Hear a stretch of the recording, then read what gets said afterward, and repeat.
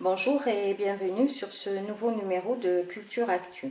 Aujourd'hui, Jean Vaquet poursuit sa série sur la BD et nous verrons que les femmes ne sont pas en reste dans ce domaine.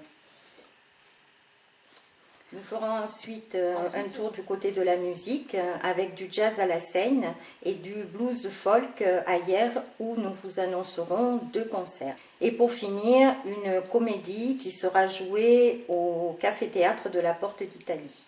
Mais commençons avec Hélène Gouin qui a visité pour nous l'exposition d'Eduardo Arroyo à l'Hôtel des Arts à Toulon.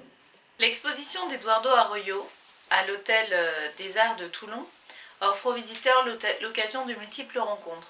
Rencontres avec leur propre passé, à travers les collages composés de photos sépia, mais rencontres surtout avec des hommes, plus encore que des femmes, célèbres.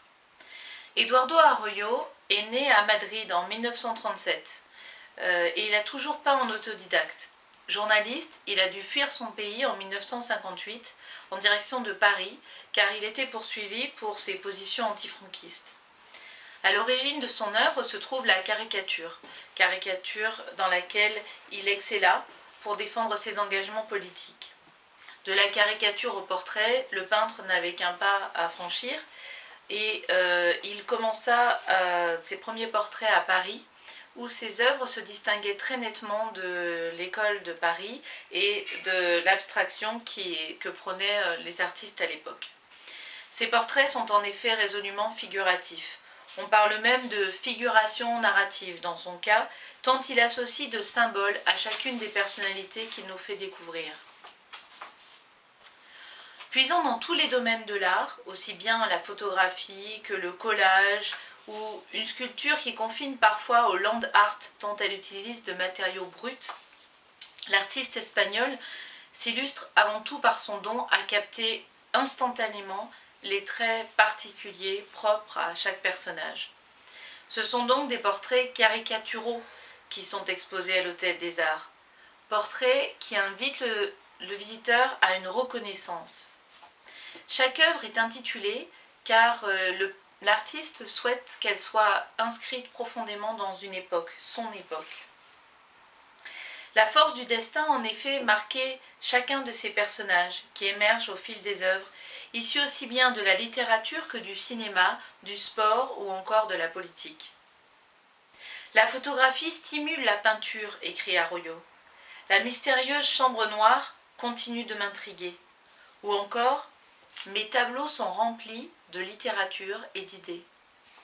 Le portrait y perd du caractère acerbe de la caricature, mais y gagne en profondeur à travers le regard que le peintre porte sur une époque avec laquelle il a su tisser des liens très étroits. Les 2 autoportraits de l'artiste dévoilent un regard fixe et nous imposent un face-à-face ombrageux.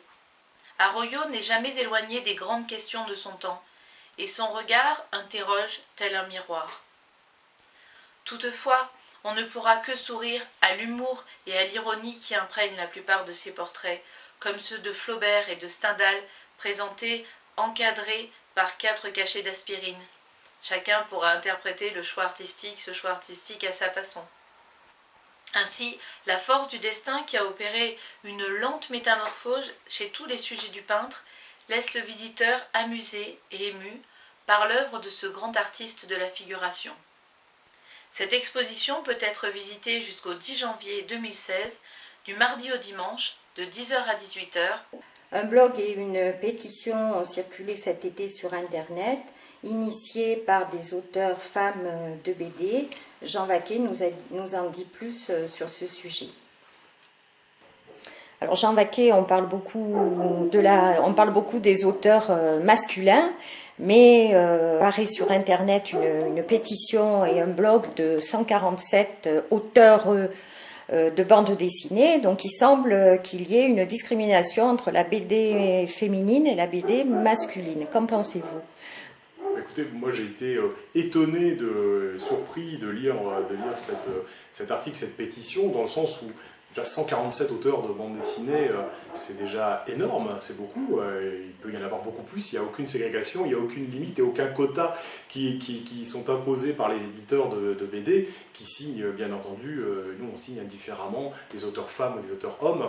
Rappelons-nous quand même qu'il y a une quarantaine d'années, il y avait déjà des auteurs femmes importants, Claire Bretéchet, Annie Weitzinger, enfin, il y avait déjà beaucoup de femmes, mais c'est vrai que le métier était souvent réservé pour les femmes au métier plutôt de coloriste, etc. Aujourd'hui, on va en librairie, il y a déjà énormément de lectrices, beaucoup de lectrices de manga, énormément, et également énormément de lectrices de romans graphiques, de typologie de BD qui n'existaient même pas il y a une dizaine d'années. Donc déjà chez les lecteurs, il y a beaucoup de femmes qui lisent de la BD alors qu'avant c'était purement masculin. Et au niveau des auteurs, on n'en a jamais connu autant.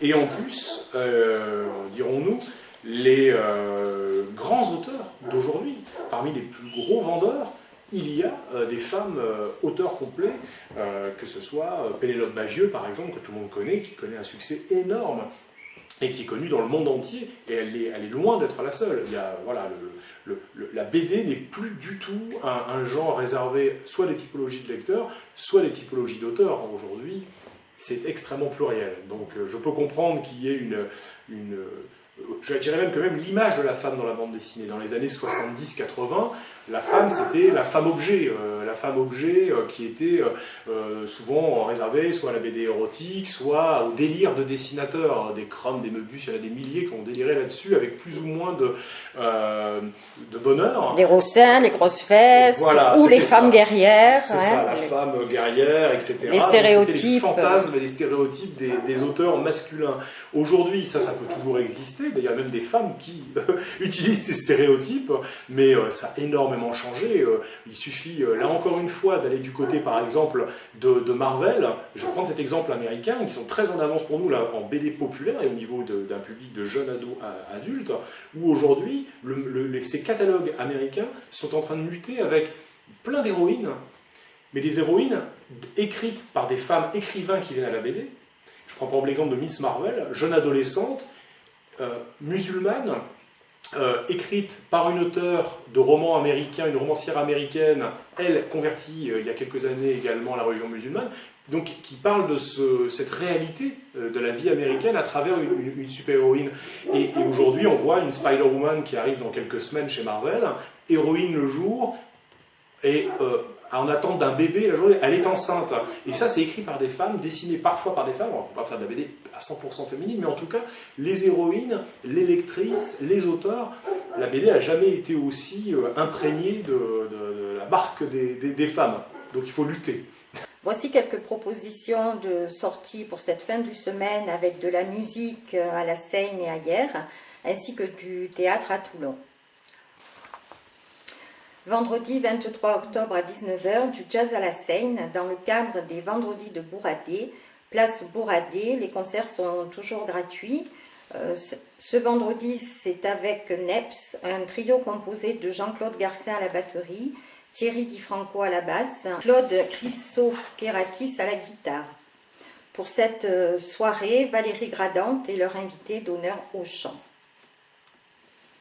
Encore de la musique ailleurs cette fois, au Théâtre de Nîmes, samedi 24 octobre à 20h30, Elliot Murphy et Magic Buck en première partie, du folk blues pour le premier, du blues pour le second, à ne pas manquer.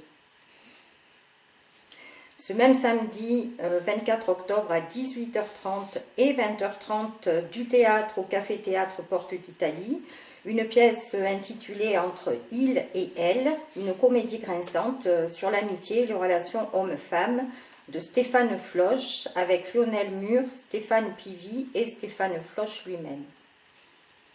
C'est tout.